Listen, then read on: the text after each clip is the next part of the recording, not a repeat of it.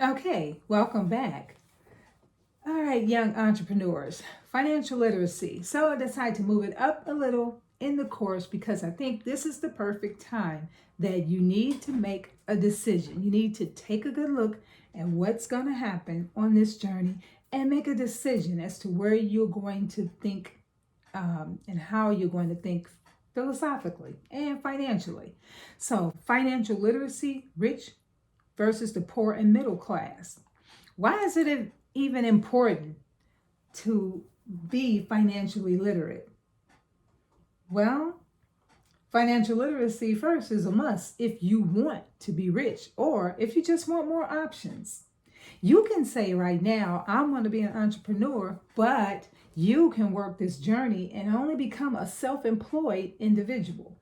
And if you decide that that's where you're going to stay because you've developed a few streams of income and you have extra money coming, but you're still working, or even if you stop and you're just living off those streams of income, you're not as far as you could be. Because to move further, most entrepreneurs who are going to become well off, wealthy, are going to move towards investment and business ownership. But you can't do that if you're financially illiterate. Robert Kiyosaki says that you should become financially literate because those who don't, they can't avoid the rat race. He says the rat race is you get up, you go to work, pay bills. You get up, you go to work, you pay bills. Financial literacy, understanding the process and what's going on with money and how money works, will keep you out of that rat race.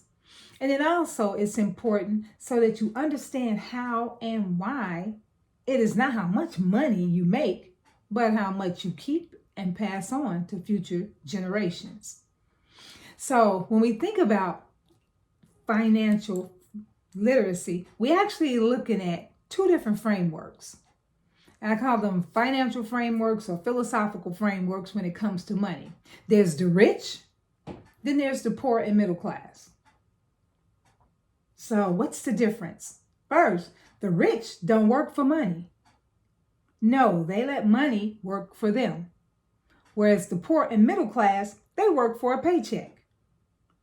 And they end up, again, in that rat race. Got to get that paycheck because I got to pay all these bills. I have all these liabilities. Some of these liabilities that I'm thinking are assets are actually taking money out of my pocket. So I got to concentrate on that income. I got to get the paycheck. Whereas the rich turn around and let money work for them. The rich don't work. Actually, I'm sorry. The rich work to learn, and they learn how to obtain wealth. Whereas the poor and middle class, they learn to work. I'm going to go to school. I'm going to get this degree. Why? Because I want that promotion on my job. So I'm going to go and learn everything I can just so I can get that promotion. Whereas the rich, they go and work in places so that they can obtain certain skills. They'll go and work around certain people so that they can obtain certain skills that'll teach them how to obtain the wealth that they want. The rich, they strive to be employers. Make strenuous efforts to be employers. Whereas poor and middle class, they aspire, which means they have hopes and dreams, to be employees.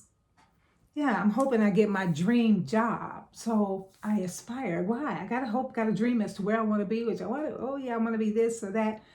But there's no strenuous effort to become wealthy. There's a strenuous effort or an aspiration to work for somebody else and to help others become wealthy.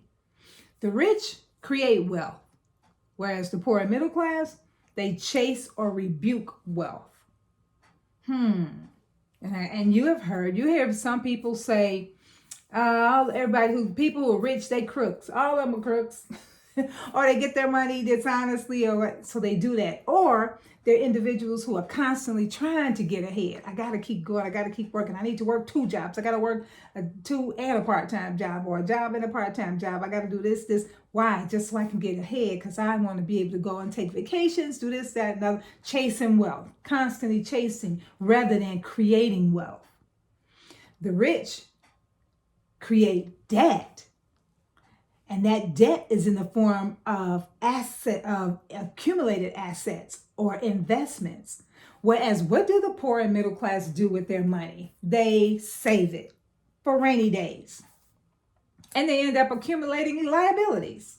Car note, mortgage, kids, college, schools, college, loans, student loans, all of these things that we think are making us wealthy or make us look like we're, middle class or we got something, but they're really liabilities because they're taking money out of your pocket.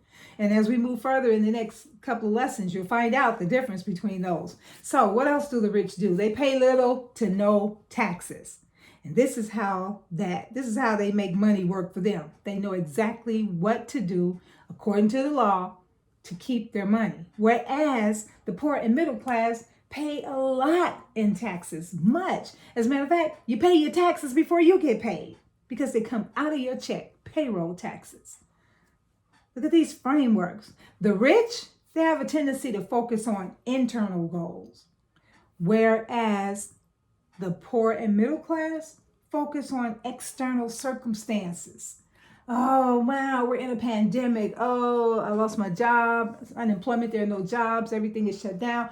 External circumstances where the rich are going, wow, the interest rate is low. I've been thinking about trying to get a couple more condos. This may be a great time for me to go and refinance some of the stuff I already have, bring it down to a lower interest rate. Now I'll have some more money to go and purchase more buildings, put people in. I can make more money, creating wealth, focusing on what? Their goals.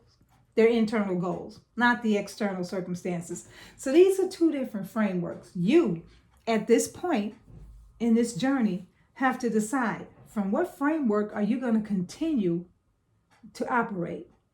Are you going to stay poor middle class framework, philosophical framework, remaining financially illiterate?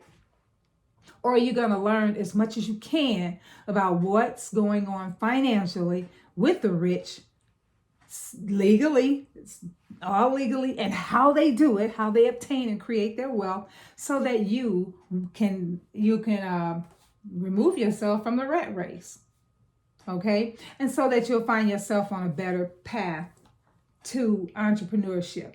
So how do you do this? How can we change the framework? How do you renew your mindset?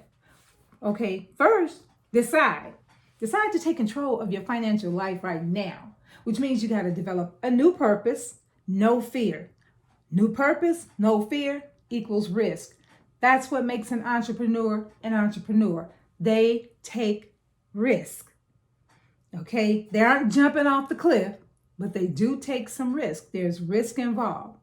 And no fear, because as we teach and as we go through this course, you'll find out they're goal-oriented and they're focused. And there are ways that I'm going to teach you in this course how to stay focused no matter what's going on. Okay, so you're going to just make that decision. Next, educate. Educate yourself. And I'm talking financial education. Next, activate. Activate your greatest asset. And that you will find out is your mind. Because it holds your imagination, which could cause you to create ways to gain wealth. And not only that, but it holds your subconscious mind, which has a tendency to connect with the higher power and bring about those things that your heart has desired. Ask, believe, and you'll receive. And then next, connect to experts. That's that one of those key skills that we've been talking about that I said we really have to concentrate on, and that's collaborating. Connect to experts. These are collaborators who will share their knowledge and their experience with you. You can't walk this journey by yourself because there's so much you don't know, but there are so many who do know, and you want to work with those. And then last, do what the rich are doing, inventing wealth and keeping it. Okay? So, in about 5 years, where will you be? The 1% rich or the 99% poor? And trust me, the divide between the rich and the poor across this globe is getting bigger and bigger. It's your choice. I'll see you next time.